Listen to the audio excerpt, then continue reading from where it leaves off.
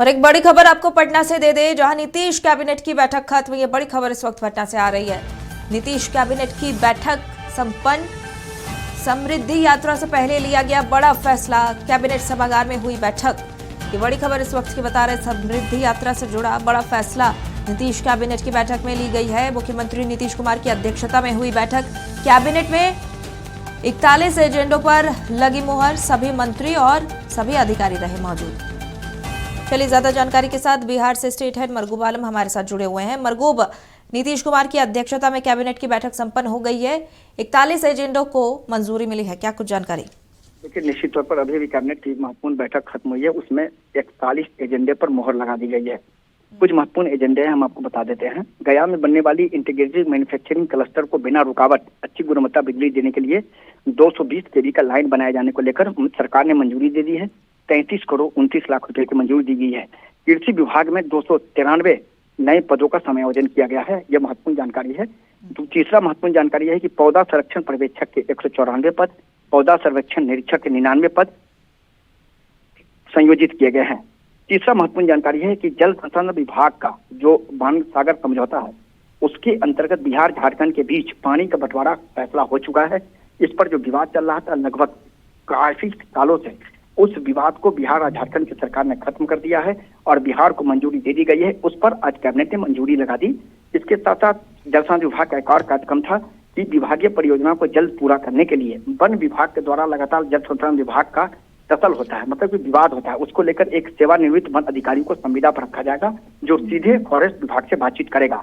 और एक और महत्वपूर्ण जानकारी हम आपको दे दें, मत्स्य विभाग के अंतर्गत परिचारी के कुछ 200 नए पदों को मंजूरी दी गई है। तो मैंने सुबह ही आपसे बातचीत में कहा था स्नेहा कि इसमें कई बड़े प्रस्ताव होंगे, नियुक्ति के प्रस्ताव होंगे, साथ ही साथ और कई महत्वपूर्ण डिसीजन लिए गए हैं जिसकी जानकारी अभी अपर मुख्य सचिव दे रहे हैं। तो 41 महत्वपूर्ण एजेंडे पर मोहर लगा दी गई है और फिलहाल अभी अपर मुख्य सचिव कह सकते हैं कि प्रेस कॉन्फ्रेंस कर रहे हैं। हम आपको सीधे वहीं लिए चलते हैं। ठीक है, बहुत बहुत धन्यवाद तमाम जानकारी के लिए मरगूब। तो 41 एजेंडों पर मोहर लगी है और अब हम सीधे पटना का रुख करेंगे जहां कैबिनेट ब्रीफिंग हो रही। 9 पदों का सृजन किया गया।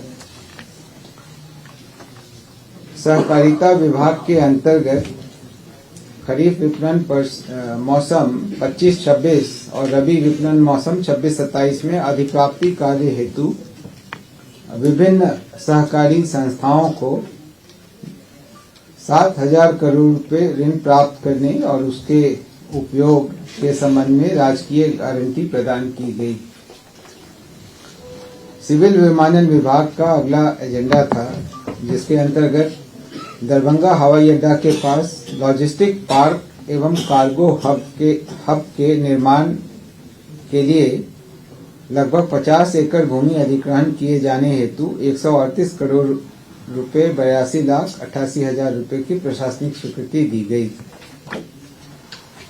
अगले 3 एजेंडा विधि विभाग के थे, जिसमें माननीय उच्च न्यायालय पटना के कोर्ट मैनेजर के वेतन लेवल में संपरिवर्तन किया गया। विधि विभाग ने राज्य के अधिवक्ताओं के कल्याण हेतु बिहार अधिवक्ता कल्याण न्यास समिति को सहायता देने के लिए 30 करोड़ रुपए की बिहार आकस्मिकता निधि से स्वीकृति दी गई। और माननीय उच्च न्यायालय पटना की स्थापना में मानदेय एवं संविदा के आधार पर 4 विधि सहायक के पद का सृजन किया गया और पूर्व से स्वीकृत 45 विधि लिपिकों का पदनाम भी बदलकर विधि सहायक करने की स्वीकृति दी गई। 16वां एजेंडा विज्ञान प्रौद्योगिकी और तकनीकी शिक्षा विभाग का था, जिसमें पूर्व में सृजित एवं स्वीकृत विभागाध्यक्ष एवं व्याख्याता, जिसका पदनाम costume design and dress making technology था, इसके स्थान पर इसे बदलकर computer aided costume design and dress making किए जाने की स्वीकृति दी गई।